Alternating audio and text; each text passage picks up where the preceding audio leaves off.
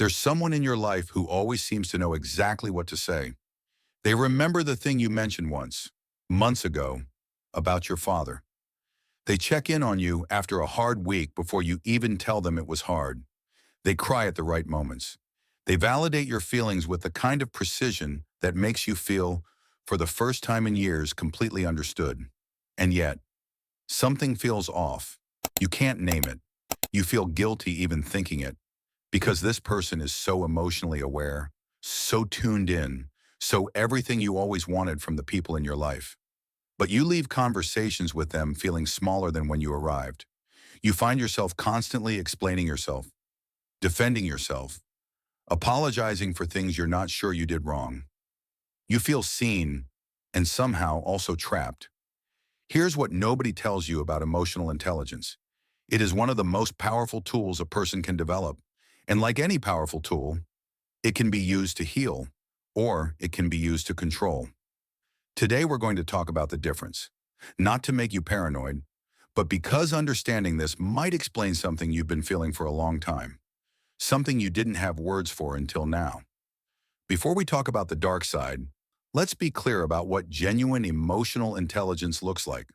Psychologist Daniel Goleman, who popularized the concept in the 1990s, defined emotional intelligence across four core capacities: self-awareness, knowing your own emotional states and how they affect your behavior; self-regulation, managing those emotions rather than being driven by them; empathy, accurately reading and responding to the emotions of others; and social skill, using emotional understanding to build genuine connection.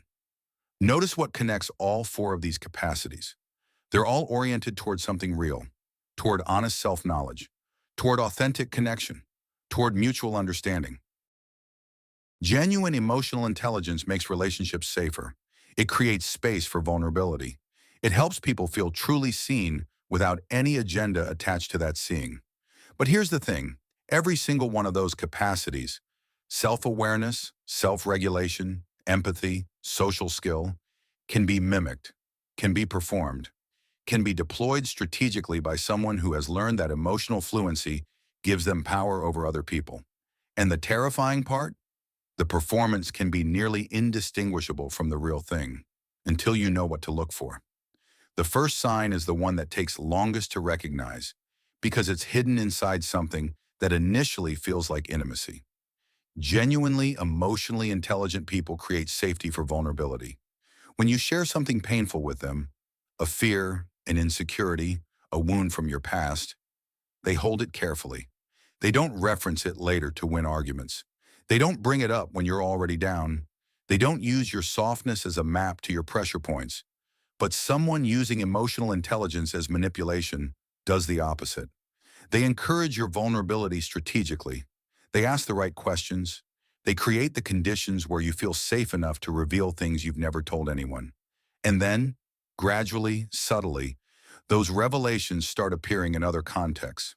Not always obviously, not as a direct attack, more often as a gentle reminder, a well-timed observation, a comment that lands precisely where you're most tender.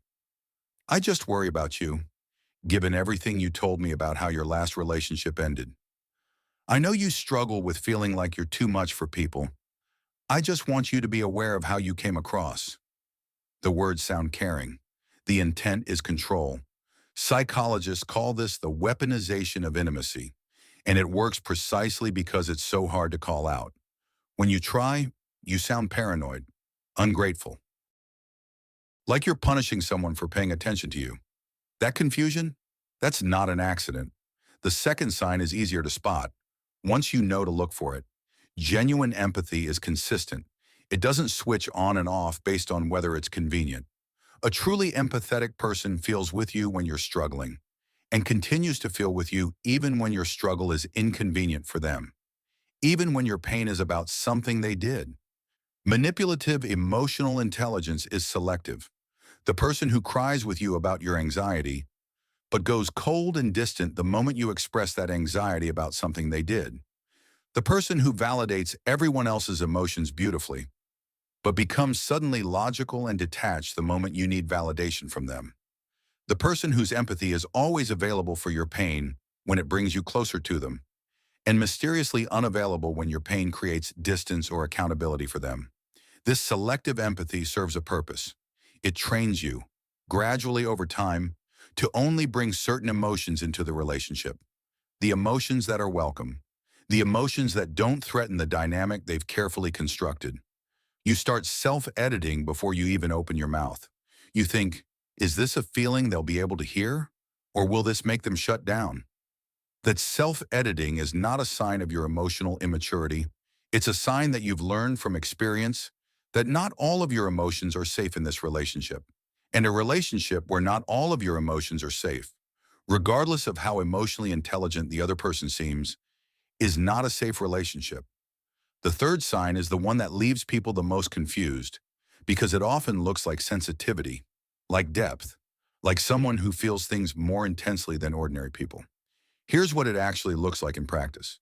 You say something honest, something that needs to be said. Maybe you express a boundary. Maybe you disagree with them.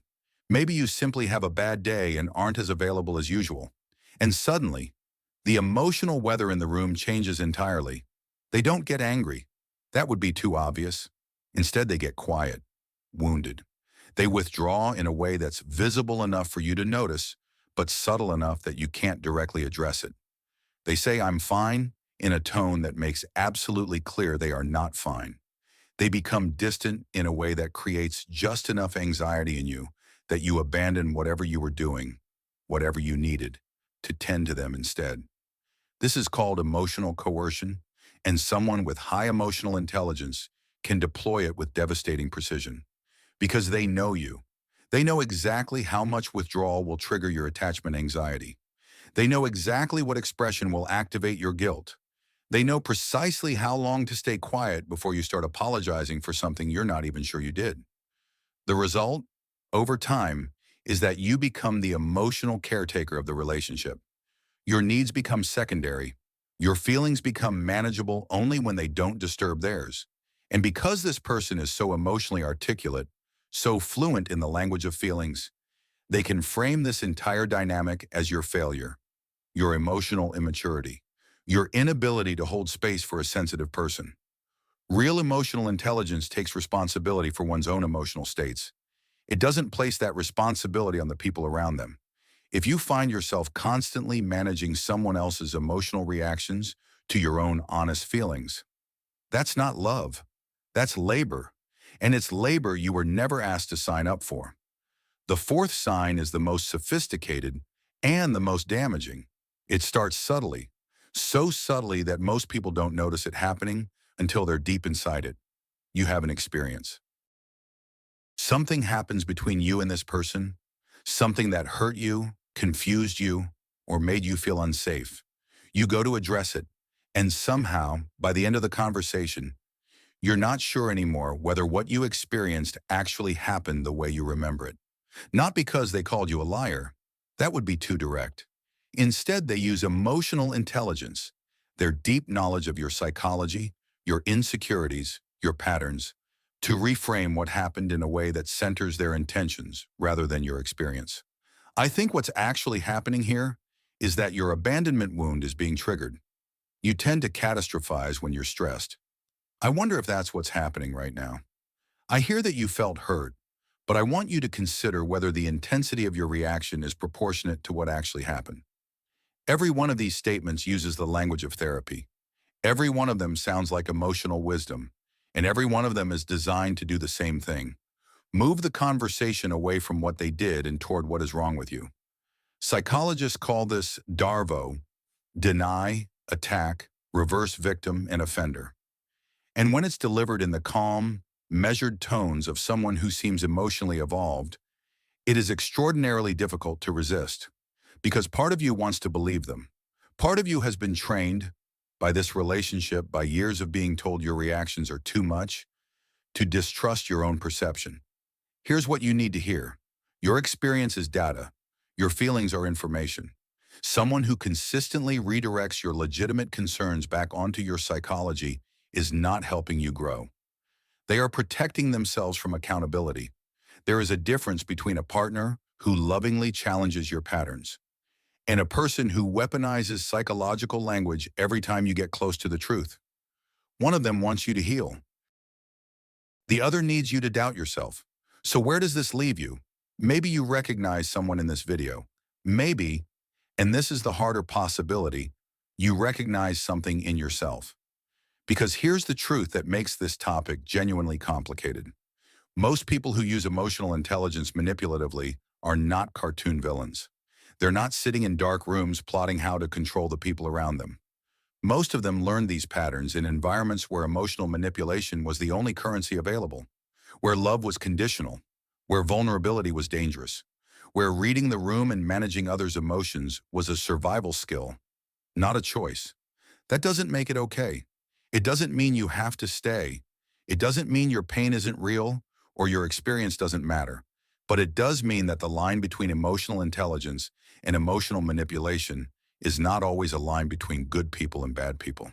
Sometimes it's a line between people who have done the work and people who haven't yet.